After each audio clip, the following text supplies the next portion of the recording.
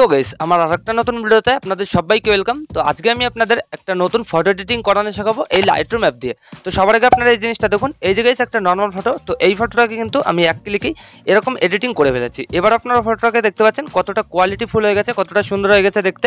এখানে কিন্তু ব্যাকগ্রাউন্ডটা দেখতে পাচ্ছেন পুরো কিন্তু চেঞ্জ হয়ে গেছে কালারটা, আর এখানে কিন্তু ফটোটা খুব সুন্দর লাগছে আগের তুলনায়। এখানে ফটোটা কিন্তু আগে এরকম ছিল আর এখন এরকম সুন্দর এডিটিং হয়ে গেছে। তো আপনারা চাইলে কিন্তু আপনাদের যে কোনো নর্মাল ফটো এরকম কিন্তু ব্লুটুথ ফটো এডিটিংয়ে কনভার্ট করে নিতে পারবেন, এরকম সুন্দর কিন্তু এডিটিং করে নিতে পারবেন। খুবই সিম্পল একটা ট্রিক, লাইটরুম অ্যাপ দিয়ে কিন্তু আপনারা এই কাজটা করে নিতে পারবেন। তো কীভাবে কী করতে হয় আমি সাইডে মোবাইল স্ক্রিন অন করে আপনাদের লাইভ দেখিয়ে দেবো, খুব সহজে আপনারা দেখে বুঝে যাবেন। তো চলুন বেশি দেরি না করে ভিডিওটা শুরু করা যাক।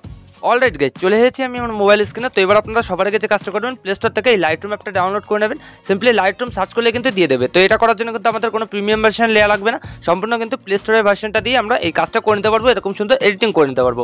তো এবার আপনারা ডাউনলোড করে ইনস্টল করে এখানে লাইটরুম অ্যাপটা ওপেন করবেন। তো লাইটরুম অ্যাপটা ওপেন করার পর কিন্তু আপনাদের কিছু পারমিশন লাগতে পারে। তো আপনারা সিম্পলি অ্যালাউ করে এখানে মেইন হোম পেজে চলে যাবেন। তো তারপর কিন্তু দেখতে পাবেন আপনাদের গ্যালারিতে যতগুলো ফটো আছে, তো সব ফটোগুলোই কিন্তু শো করবে। তো এবার আপনারা যে নর্মাল ফটোটাকে ওরকম সুন্দরভাবে এডিটিং করবেন, তো সেই ফটোটা কিন্তু চুজ করে নেবেন। তো আমি এখান থেকে সেই ফটোটা চুজ করে নিচ্ছি।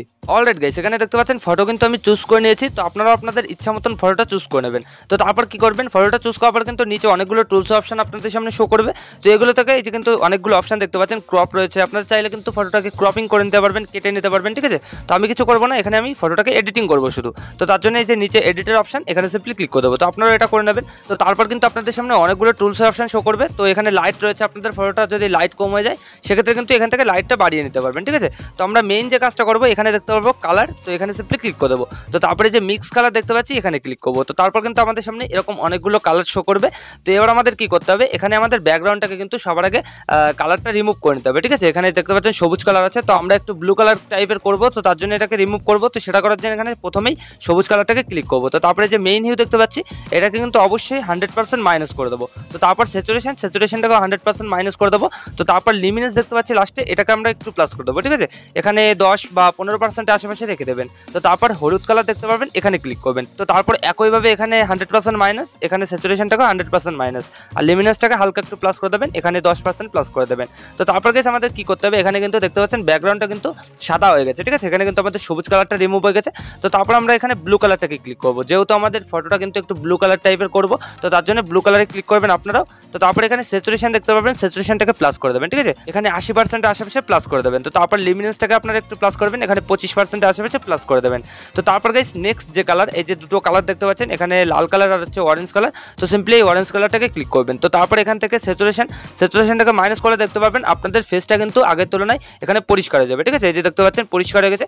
তো এখান থেকে আপনারা 20 বা 25% মাইনাস করে দেবেন, আপনাদের ইচ্ছা মতন সেট করে নেবেন। তো তারপর লাস্টে লিমিনেন্স রয়েছে, লিমিনেন্সটাকে আমরা একটু প্লাস করলে দেখতে পাবো আমাদের ফেসের কিন্তু লাইটটা বেড়ে যাবে। তো এখান থেকে আমি 10 বা 15% আশেপাশে প্লাস করে দিয়েছি।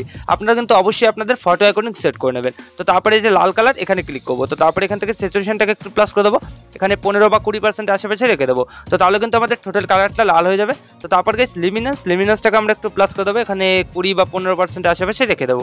তো এখান থেকে কিন্তু আমাদের কাজ শেষ, ঠিক আছে। তো এবার আমাদের কিন্তু একটা প্রিসেট লাগবে। তো এবার আপনারা সিম্পলি এখানে ডান করে দেবেন, ডানে ক্লিক করে দেবেন, এটা কিন্তু আপনাদের লাইটরুমে সেট হয়ে যাবে। তো এবার আপনারা কি করবেন, আমি ভিডিও ডিসক্রিপশনে একটা লাইটরুম প্রিসেট দিয়ে দেবো। তো আপনারা ভিডিও ডিসক্রিপশন থেকে ওই লাইটরুম প্রিসেটটা ডাউনলোড করে এখানে কিন্তু চুজ করে নেবেন, ঠিক আছে। তো আমি সেই প্রিসেটটা নিয়ে আসছি। তো এখানে আপনারা সিম্পলি অ্যারোতে ক্লিক করবেন, তো তারপর কিন্তু ব্যাক হয়ে যাবে। তো এবার আপনারা যে প্রিসেটটা ডাউনলোড করেছেন সেই প্রিসেটটা নিয়ে আসবেন। তো আমি জিনিসটা নিয়ে এসেছি। অলরাইট গাইস, এখানে দেখতে পাচ্ছেন আমি কিন্তু প্রিসেটটা নিয়ে এসেছি। তো এই প্রিসেটটা কিন্তু আমি ভিডিও ডিসক্রিপশনে দিয়ে দেবো। তো আপনারা ওখান থেকে ডাউনলোড করে এখানে নিয়ে আসবেন। তো তারপর প্রিসেটটার উপরেই দেখতে পাবেন এখানে কিন্তু 3 ডট রয়েছে। তো এই 3 ডটে ক্লিক করবেন। তো তারপরে যে কপি সেটিং, সিম্পলি এখানে ক্লিক করে দেবেন। তো তারপরে যে উপরে টিক মার্ক, এখানে ক্লিক করে দেবেন। তো এই প্রিসেটটা কিন্তু আপনাদের কপি হয়ে যাবে। তো তারপর কি করবেন, এই যে অ্যারো দেখতে পাচ্ছেন সাইডে উপরে, তো এখানে সিম্পলি ক্লিক করে ব্যাকে চলে যাবেন। তো এবার আপনারা লাইটরুম দিয়ে কেবল যে ফটোটাকে সেভ করে রেখেছেন, এডিটিং করেছেন, তো সেই ফটোটা কিন্তু চুজ করে নেবেন। এই যে দেখতে পাচ্ছেন গাইস, আমি কিন্তু ফটোটা চুজ করে নিয়েছি, এটাই কিন্তু আমি কেবল এডিটিং করেছি। তো আপনারা আপনাদের ফটোটা চুজ করবেন। তো তারপর কি করবেন, এই যে উপরে দেখতে পারবেন একইভাবে 3 ডট, এখানে ক্লিক করবেন। তো তারপরে যে পেজ সেটিং, এখানে ক্লিক করার সাথে সাথে আপনাদের ফটোটা কিন্তু এরকমভাবে পারফেক্টলি এডিটিং হয়ে যাবে।